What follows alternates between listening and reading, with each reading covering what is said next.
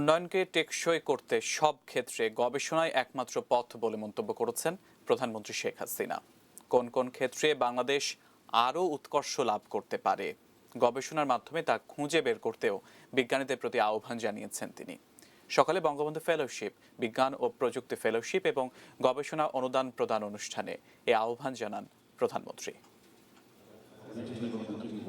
দেশের উন্নয়ন ত্বরান্বিত করতে জাতীয় পর্যায়ে দক্ষ এবং বিশেষ যোগ্যতা সম্পন্ন বিজ্ঞানী, প্রযুক্তিবিদ ও গবেষক সৃষ্টির লক্ষ্যেই বঙ্গবন্ধুর স্মরণে এই ফেলোশিপ প্রদান করছে বিজ্ঞান ও প্রযুক্তি মন্ত্রণালয়।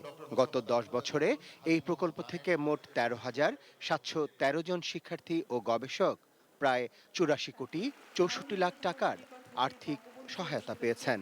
চলতি অর্থ বছরে আরও 17,68,00,000 টাকার ফেলোশিপ প্রদান করা হচ্ছে। গবেষকদের হাতে ফেলোশিপের চেক তুলে দিয়ে প্রধানমন্ত্রী শেখ হাসিনা বলেন, বঙ্গবন্ধুকে হত্যার পর বিভিন্ন শাসক গোষ্ঠী গবেষণা খাতের জন্য কোনো বরাদ্দ রাখেনি।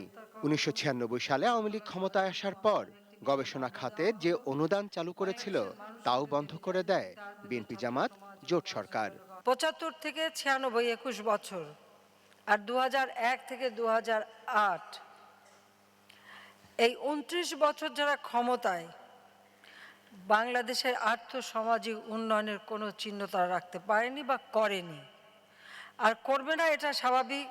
যারা স্বাধীনতায় বিশ্বাস করে নাই, আর যারা গণহত্যার সাথে জড়িত, আর যারা এখনো যেমন অগ্নিসন্ত্রাস করে মানুষ হত্যা করে, জঙ্গিবাদ সন্ত্রাসকে যারা লালন পালন করে, তারা দেশের উন্নতি চায় না। প্রধানমন্ত্রী বলেন, বাংলাদেশের মানুষ মেধাবী, তবে সরকারকে তাদের সেই মেধা বিকাশের সুযোগ করে দিতে হবে।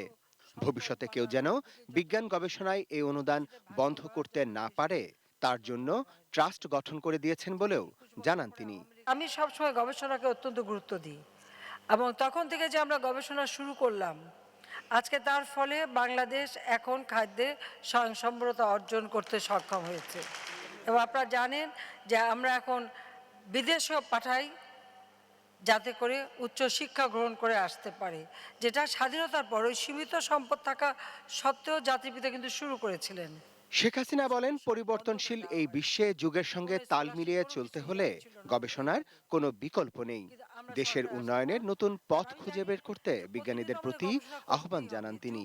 অর্থনীতির যে আজকে আমরা উন্নতি করছি, সেটা আমাদের টেকসই করতে হবে, আর সেদিকে লক্ষ্য রেখেই আমাদের একমাত্র গবেষণাই দিতে পারে আমাদের সেই পথ।